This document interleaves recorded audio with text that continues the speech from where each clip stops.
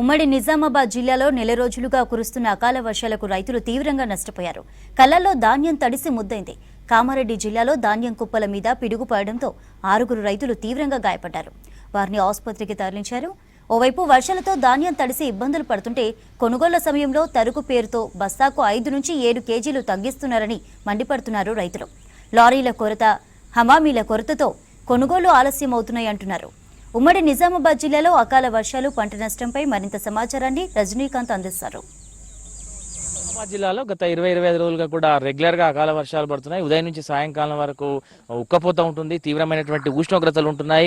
అధిక ఉష్ణోగ్రతలకు జనం బెంబేలెత్తుతున్నారు. కానీ సాయంకాలం కాగానే ఒక్కసారిగా వాతావరణం మారిపోతుంది. పూర్తిగా వాతావరణం, ఆకాశం అంతా కూడా మేఘావృతం అవుతుంది. వాతావరణం చాలా పడుతుంది. ఒక్కసారిగా ఈదురుగాలులు వస్తున్నాయి. దీంతో పాటు ఉరుములు, మెరుపులు, చాలా చోట్ల పిడుగులు కూడా పడుతున్నటువంటి నేపథ్యం ఉంది. ఇప్పటికే పంటలు మొత్తం కోతలు పూర్తయిపోయినాయి, కొనుగోళ్లు కూడా వేగవంతమైనాయి. కానీ నిజామాబాద్ జిల్లాకు సంబంధించి ఈ సంవత్సరం 4.28 లక్షల ఎకరాల్లో వరి ధాన్యం రైతులు సాగు చేసిండ్రు. అందులో 13 లక్షల మెట్రిక్ టన్నుల ధాన్యం దిగుబడి వస్తుందని రైతులు అంచనా వేశారు. కానీ ఇప్పటి వరకు కేవలం 6.5 లక్షలు మాత్రమే కొనుగోలు చేసినట్టుగా అధికారులు చెప్తున్నారు. అంటే దాదాపు 50% కొనుగోలు మాత్రమే పూర్తయినాయి. ప్రధానంగా గత 10-15 రోజులుగా అయితే పూర్తిగా కొనుగోలు నత్తనడకన సాగుతున్నాయి. దీనికి ప్రధాన కారణం లారీల కొరత, హమాలీల కొరత అని చెప్తున్నారు. సో ఇవన్నీ ఒక ఎత్తు అయితే వరుసగా కురుస్తున్నటువంటి అకాల వర్షాలకు కోసి ఆరబెట్టినటువంటి ధాన్యము, రోడ్లపైన ఆరబెట్టినటువంటి ధాన్యము, కళ్ళాల్లో ఆరబెట్టినటువంటి ధాన్యం అంతా కూడా తడిసి ముద్దవుతుంది. దీంతో రైతులు తీవ్ర ఆందోళన చెందుతున్నారు. దాదాపు కొంతమంది రైతులు అయితే నెల రోజులైందని, పొలం కోసి నెల రోజులైనా కూడా ఇంకా కొనుగోలు అవ్వట్లేదని చెప్తున్నారు.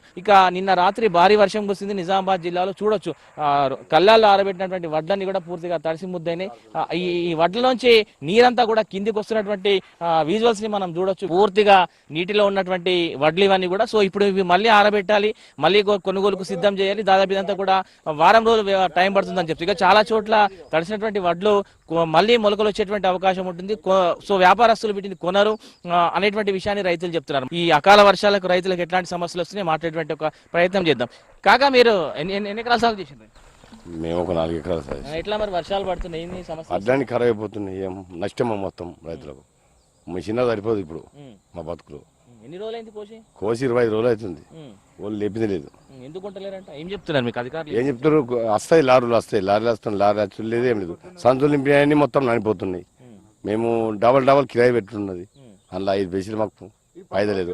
ఇక భూములు అమ్ముకుంటుకు వచ్చింది ఇప్పుడు మాకు. అది అంటే మధ్యాహ్నం వరకు ఎండ ఉంది, సాయంత్రం అకస్మాత్తుగా వర్షం పడ్డది.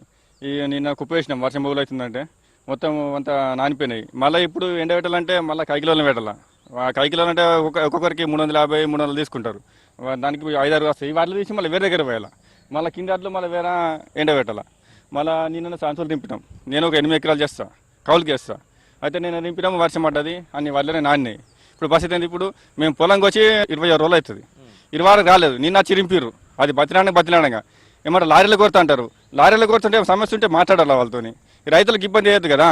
పొలం కోసి నెల అవుతున్నది, అట్లు పోసిన, ఎండ పోసిన, కుప్ప వేసిన, కూలీళ్ళం పెట్టినా కుప్ప వేసినాక మళ్ళీ పొద్దున్నదాకా ఎండ కొడుతున్నది. సాయంత్రం కాగానే వర్షం వస్తున్నది. వర్షం వచ్చి దుమారం పెట్టి అడ్లు అన్నీ ఎక్కడ తొక్కు నీళ్ళలో అది అయిపోయినాయి. మళ్ళీ ఇక్కడికి వెళ్ళి తీసి అటు పోయాలా, అక్కడికి వెళ్ళి తీసి ఇటు పోయాలా.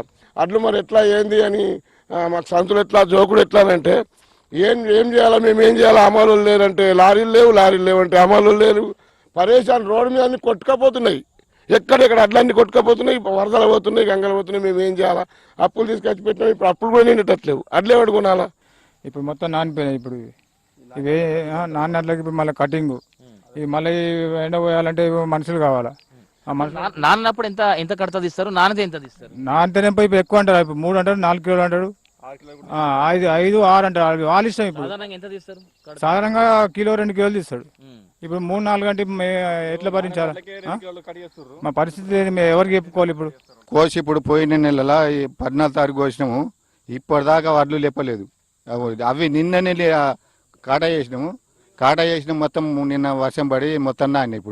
ఇప్పుడు ఆయన తీసుకుపోయి రైస్ మిల్ కూడా పోతే వాడేం చేస్తాడు? ఇప్పుడు కనీసం అంటే 4 కిలోలు 5 కిలోలు కాటు చేస్తాడు. 6 దాకా కూడా కాటు చేయవచ్చు. వాడి ఇష్టం. ఇప్పుడు వీళ్ళకి చెప్తే మరి లేపుర్రు అంటే అయ్యాల వస్తుంది, రేపు వస్తుంది.